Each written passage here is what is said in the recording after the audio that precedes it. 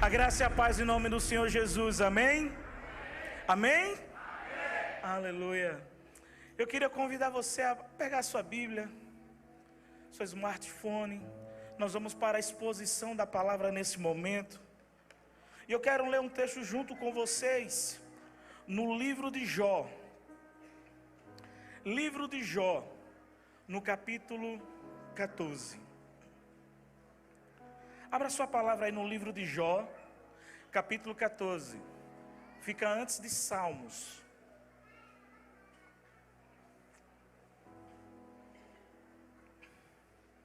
Jó, capítulo 14.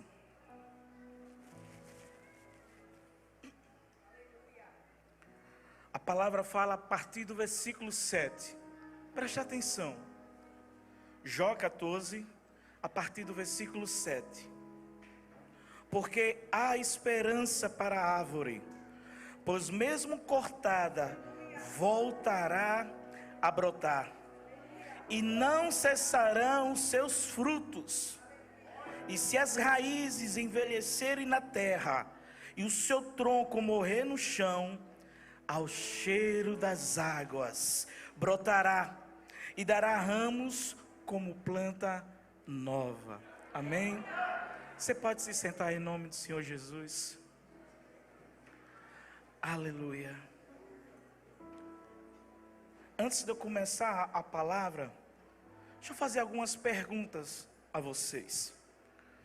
Eu queria não levar você a responder, mas a refletir. Deixa eu fazer algumas perguntas. Será que é possível na sua vida você ter fé em momentos de dificuldades? Será que é possível você ter fé em momentos de dificuldades? Será que é possível a sua vida ainda hoje mudar? Você acha que a sua vida pode mudar? Quando você olha para a sua família, deixa eu te perguntar, você ainda acredita? Será que é possível a sua família ser restaurada? Talvez o seu casamento. É possível o seu casamento ser restaurado? É possível a sua vida agora, você ser curado? Será que ainda é possível você ser liberto dos vícios, das drogas, da prostituição? Será que é possível ainda você se livrar dessa angústia que você tem no seu peito, desse desânimo, dessa tristeza? Será que você consegue ainda ter esperança que as coisas irão mudar? Diante de tantas perguntas que muitas vezes na nossa vida nós não temos a resposta, Deus trouxe uma palavra para mim e para você dizendo que a resposta vem do céu. A resposta vem dos céus para muitas indagações na minha vida e na sua vida. O texto que a gente leu conta um pouco da história de Jó. É uma história muito inspirativa.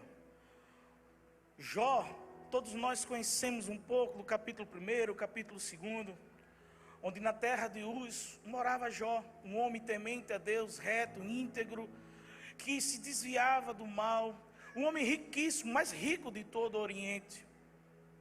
E Deus chama a atenção, começa em um momento da eternidade, quando todos estavam lá, Satanás apareceu, e Deus chega para Satanás e diz: você viu Jó, meu servo, homem íntegro, reto, temente a Deus? É Deus dando testemunho de Jó, não é Jó que está dando testemunho na vida dele, é Deus dizendo: está vendo Jó? Ele é reto, íntegro, temente a Deus. E Satanás disse: é claro, o Senhor abençoou de todas as formas, ele possui os bens, saúde e tudo. Aí Deus disse: vá lá, prove, mas não toque na vida dele. Conhecemos a história que Satanás atacou de todas as maneiras na vida de Jó. Na parte familiar, seus filhos morreram. Na parte financeira, todo o seu gado, seus camelos, as suas jumentas, todos foram roubados. A sua plantação pegou fogo porque caiu fogo do céu enviado por Satanás. E ele passou até por uma crise no seu casamento, que a mulher mandou ele amaldiçoar a Deus. Mas a palavra fala que mesmo assim Jó não pecou com os lábios e adorou a Deus. E ele adorou no pior momento da vida, quando Deus tirou tudo. Geralmente quando a gente vem para a igreja adorar a Deus, a gente adora, celebra, agradece, porque Deus tem nos dado. Mas adorar a Deus quando Deus nos tira, é profundo demais, é verdadeiro demais. Adorar a Deus quando Deus nos dá é bom, é maravilhoso, é fácil. Mas adorar a Deus quando Deus tira. E assim continuou Jó na sua vida, na sua jornada. A palavra fala que mesmo assim ele não pecou. E mais uma vez Deus mostrou para Satanás: olha o meu servo, o homem íntegro, reto, temente a Deus.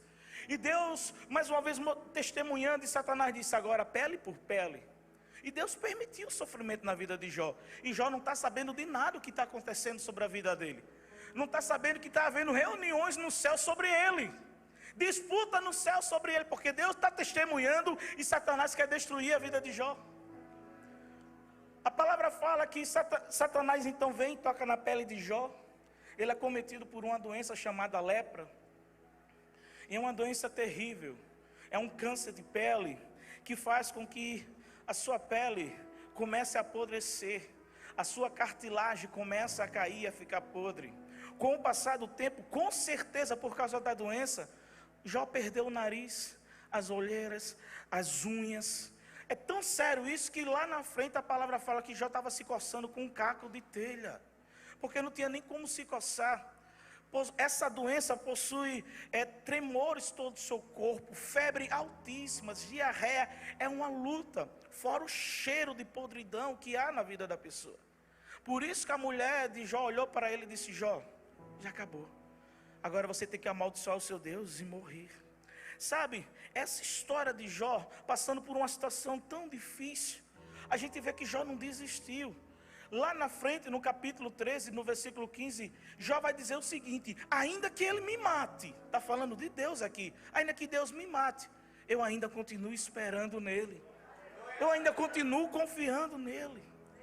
Quando Jó disse isso, com certeza Deus viu do lado do céu o tamanho da sua fé, porque Jó soube chamar a atenção de Deus sobre a sua vida. Jó não olhou para o problema que ele tinha, ele olhou para o grande Deus que ele tinha em meio a tudo isso. E muitas vezes nós somos assim, como Jó, somos destruídos. Passamos como Jó passou por um deserto. Achamos que Deus não está vendo a nossa vida, não está vendo o nosso sofrimento, mas não é verdade. No momento mais difícil da vida de Jó, ninguém apareceu para ajudar Jó, só apareceu para criticá-lo. Quando seus amigos vão visitar Jó, eles passaram uma semana sem falar com Jó, só olhando para Jó, vendo o sofrimento e chorando. Mas quando eles começaram a falar, disseram logo: Jó, você tem pecado, você fez algo de errado. E começaram, em vez de ajudar, começaram a apontar os erros, começaram a excluir Jó. E muitas vezes nós somos assim. Quando nós estamos passando por um perrengue, uma situação tão difícil, falta-nos pessoas para nos confortar, nos auxiliar, nos ajudar, mas sobram dedos para apontar os nossos erros, para apontar os nossos pecados, as nossas fraquezas. Jó conhecia o Deus que ele servia. E assim como essa palavra aqui, quando Jó estava dizendo que se parecia como uma árvore que foi cortada sobre a terra, assim às vezes nós somos eu e você. Tantas vezes nós somos feridos, humilhados, descartados e até mesmo abandonados. E as pessoas olham para a gente e veem: olha, morreu, essa vida aí morreu, não dá fruto mais. É uma árvore cortada, o tronco está seco. Mas ainda que as pessoas vejam para nós como uma árvore cortada, jogada ao chão numa terra seca, Deus não olha como o homem, porque o homem olha o exterior e Deus vê o interior. Deus vê o que está dentro. Ele consegue penetrar dentro. O tronco pode até estar na terra seca, mas Deus está vendo a raiz, que ainda envelhecida, tem esperança para ela. O nosso Deus é o Deus que traz à existência as coisas que não existem. E quando as águas do trono descem, até as raízes envelhecidas são transformadas e há um renovo, há esperança, porque aquilo que era morto volta a viver. Aquilo que era infrutífero começa a produzir fruto. Aonde não havia esperança, Deus faz acontecer. Por isso eu quero te dizer, não importa o que esteja acontecendo com você. Talvez se você foi abandonado, desprezado, se você foi injustiçado, se você foi humilhado, e você está como aquela árvore, aparentemente cortada, jogada, seca, sem vida.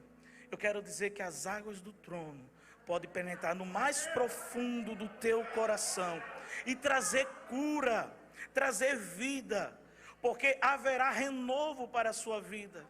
A palavra fala que haverá novos frutos, mesmo que te olhe sem ter algum valor.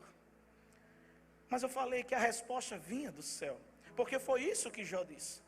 A resposta vem do céu.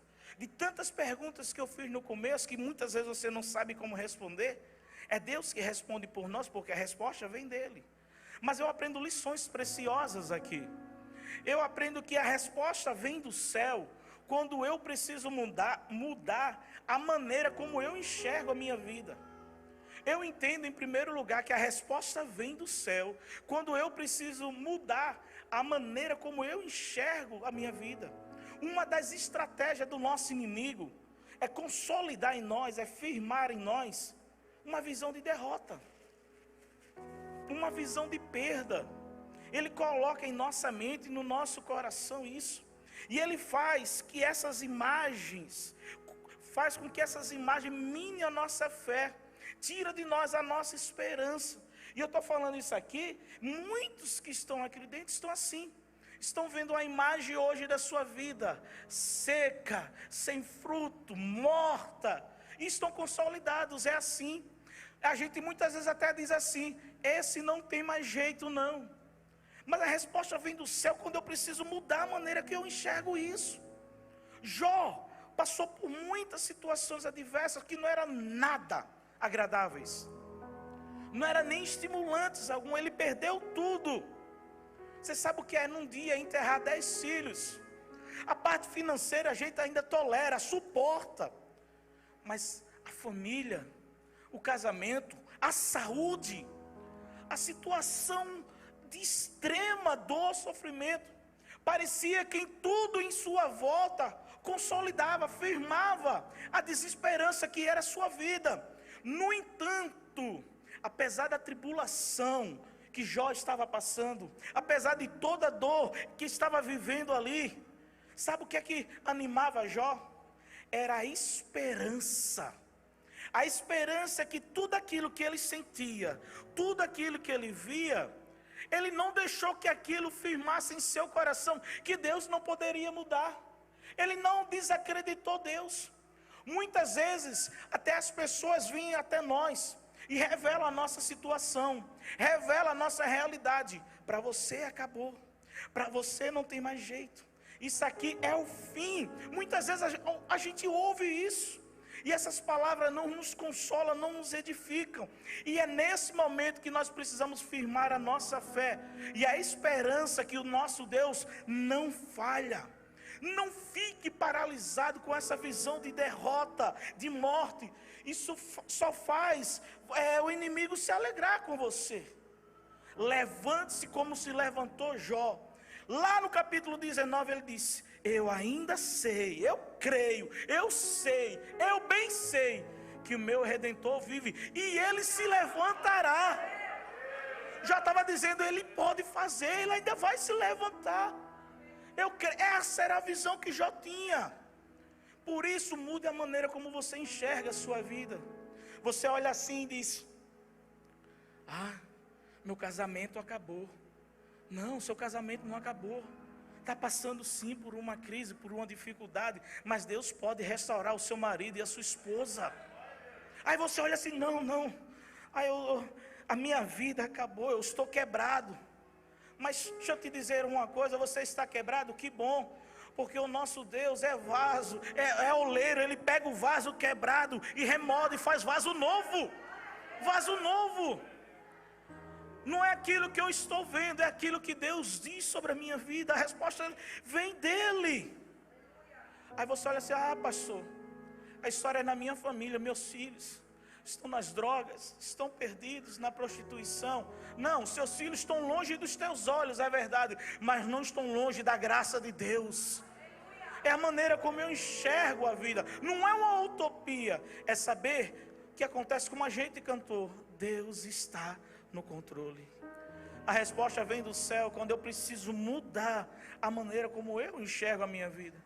Jó perdeu tudo, mas não deixou de adorar a Deus. Não deixou de glorificar a Deus. Ele adorou quando Deus tirou. Quem adora assim? Fala para mim, quem adora quando perde o emprego? Quem é que vai adorar quando olha assim para a sua situação, a sua vida? Meu Deus, quem é que vai adorar?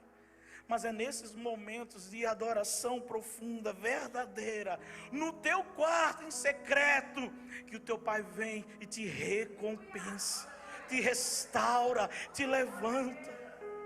Oh, meu irmão, minha irmã, a resposta vem do céu. Em segundo lugar, quando eu entendo que as tribulações que eu estou passando devem produzir em mim esperança. Romanos, no capítulo 5, Paulo está escrevendo para a igreja de Roma, e ele vai dizer o seguinte: justificado, pois, mediante a fé que nós temos em Cristo Jesus, nós temos acesso a essa graça, e nós não gloriamos nisso, mas nós não só gloriamos nisso não. Paulo vai dizer no capítulo 5, no versículo 3, que a tribulação produz perseverança. A perseverança produz experiência, e a experiência produz esperança. Deixa eu repetir, Romanos 5, versículo 3 diz assim: a tribulação produz perseverança, a perseverança produz experiência, e a experiência produz esperança. É um processo, é uma jornada, é um caminho.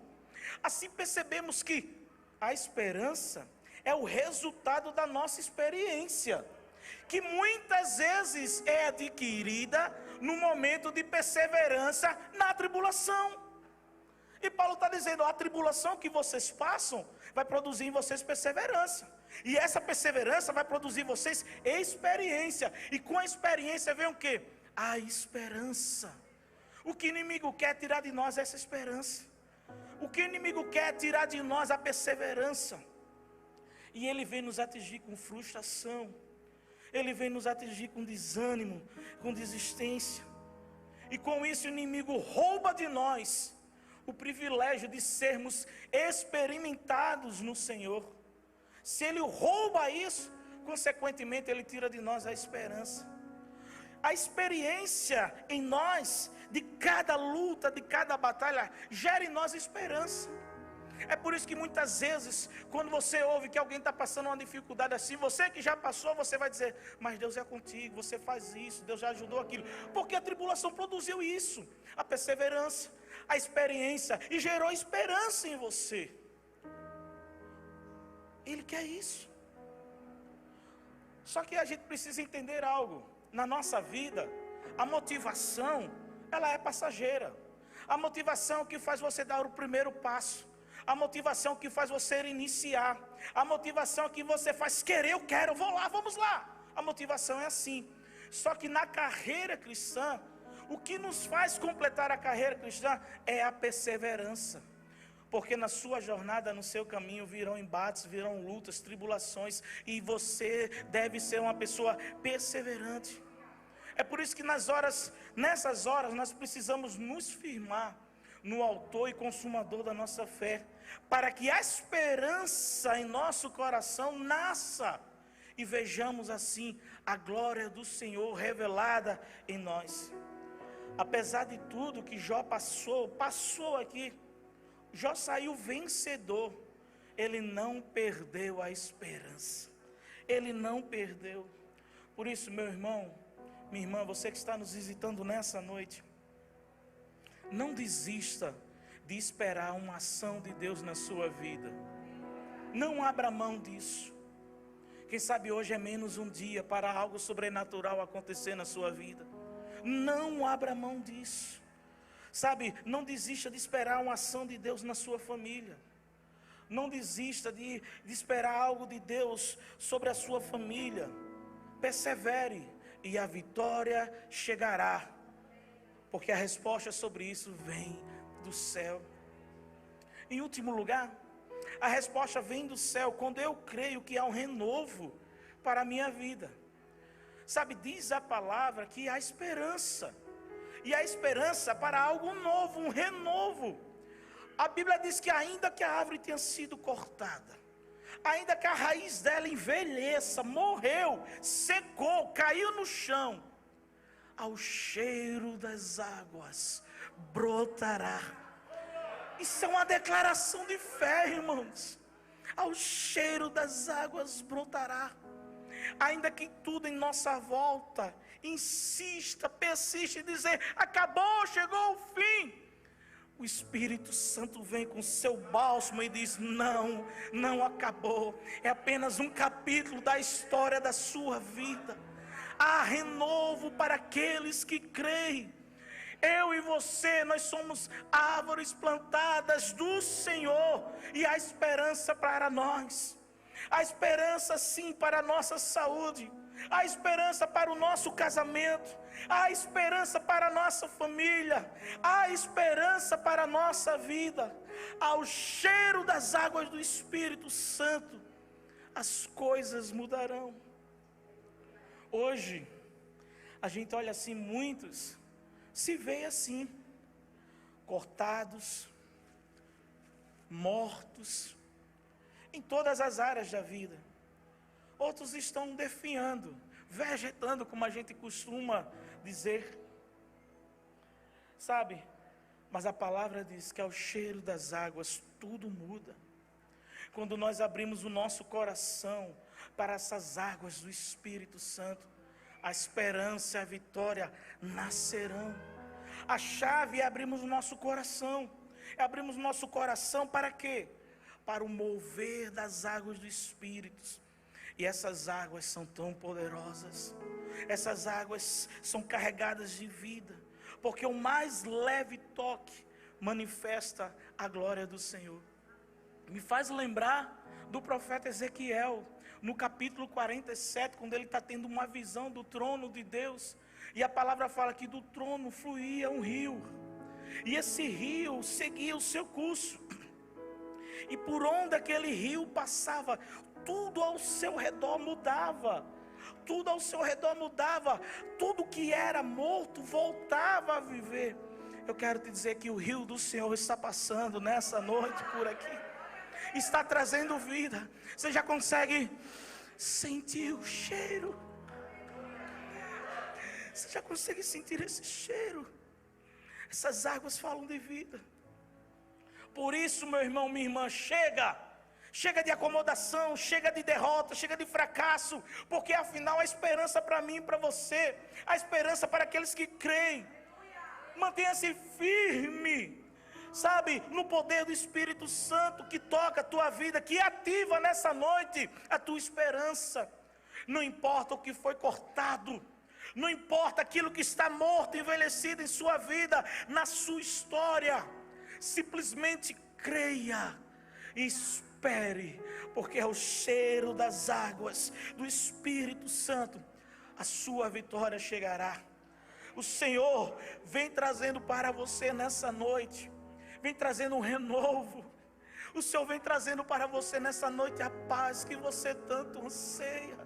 O Senhor vem trazendo para você nessa noite a alegria, a sua graça, a sua unção. Não importa o que o inimigo mostrou sobre a sua vida, não importa. Fixe seu olhar no Senhor. Fixe seu olhar no Senhor. Porque basta o cheiro das águas e eu serei curado.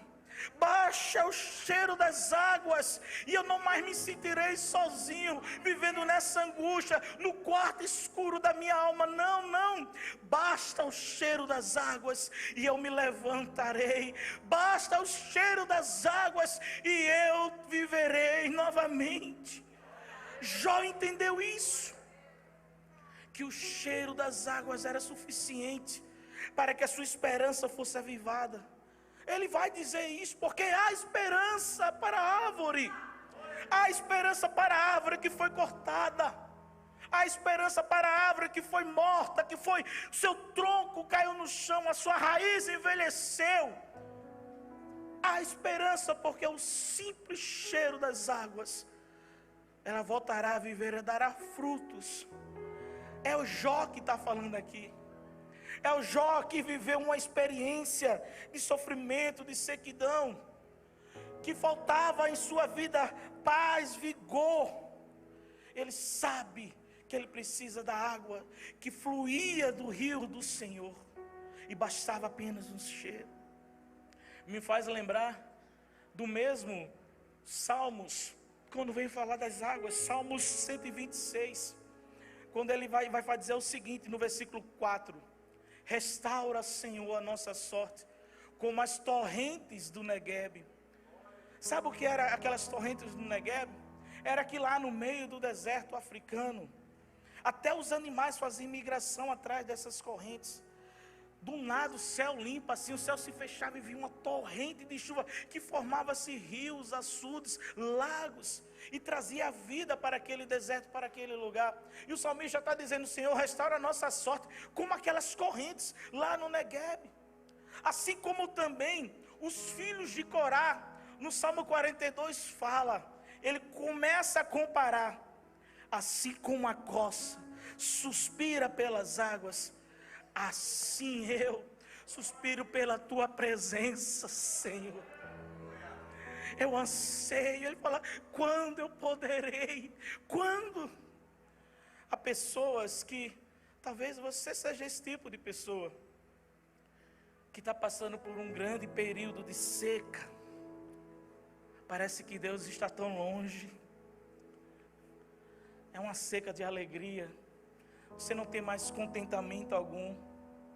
Você não tem mais intimidade com Deus. Sabe? Você não se alegra mais com a salvação. Os discípulos, quando voltaram de uma cruzada: Senhor, nós expulsamos demônios, nós curamos enfermos, os cegos viram Jesus. Não se alegre por causa disso. Não, não, não. Se alegre porque o nome de você está escrito no livro da vida. Quantos de nós não somos mais alegres por causa da salvação? A vida está tão seca. Que tamanha sequidão, há um deserto em nossa vida. Parece que o cansaço faz parte de nós. Sorrir é tão difícil. Como é difícil sorrir. A gente olha assim, não tem ânimo para nada.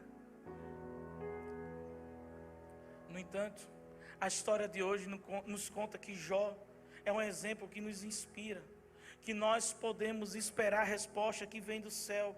Baixa o cheiro, é aproximação, não é algo, sabe, turbulento, não, é algo devagar, que vai chegando, suave, como foi a brisa de Elias. A Bíblia fala que Elias estava lá na caverna, quando Deus disse: Elias, sai da caverna. Ele viu fogo descer do céu, ele viu o monte tremer, ele viu coisas espetaculares. Mas a palavra fala que quando a brisa soprou, ele sentiu, ele sabia que Deus estava naquela brisa. Talvez você chegou aqui, você viu o terremoto de Deus na vida dos irmãos. A igreja vai ser arrebatada. Talvez você viu aqui o negócio, o chão tremeu, você viu o fogo, mas você não sentiu nada. É porque Deus está falando com você na brisa. Deus está falando com você porque Deus quer curar algo no teu interior. É Deus que olha para você. Sabe, meu irmão, minha irmã, ainda que você esteja nesse deserto, Deus tem para nós vida abundante. É a água que vai matar a sede. E você precisa ter esperança nisso, que as coisas mudarão. Tem um ditado, um provérbio popular, que a gente muitas vezes diz: a esperança é a última que morre. É a última. Isso não é verdadeiro.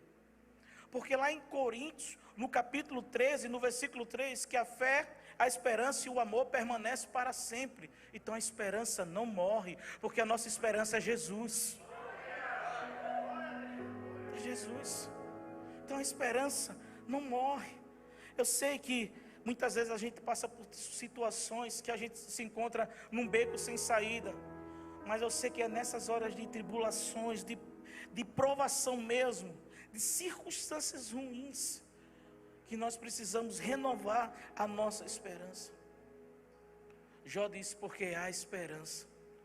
Há esperança que a árvore cortada se renovará. Nós devemos crer que ao cheiro das águas ela viverá novamente. Uma pequena fé num Deus grande. E eu e você seremos como a promessa lá de Salmos, no capítulo 1, como árvore plantadas juntos às correntes, que na estação própria, no tempo próprio, dá fruto. Deus está nessa noite soprando sobre nós. Deus está nessa noite começando a exalar esse cheiro das águas. Talvez você olhe assim, a sua vida é cheia de dores. Você é uma pessoa tão marcada, tem cicatrizes em sua alma. É verdade, mas os ensinamentos do Senhor também estão dentro de você. A palavra do Senhor também está dentro de você. Não há crescimento sem sofrimento.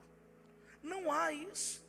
Acredite, creia que em algum momento a resposta do céu virá ao seu favor.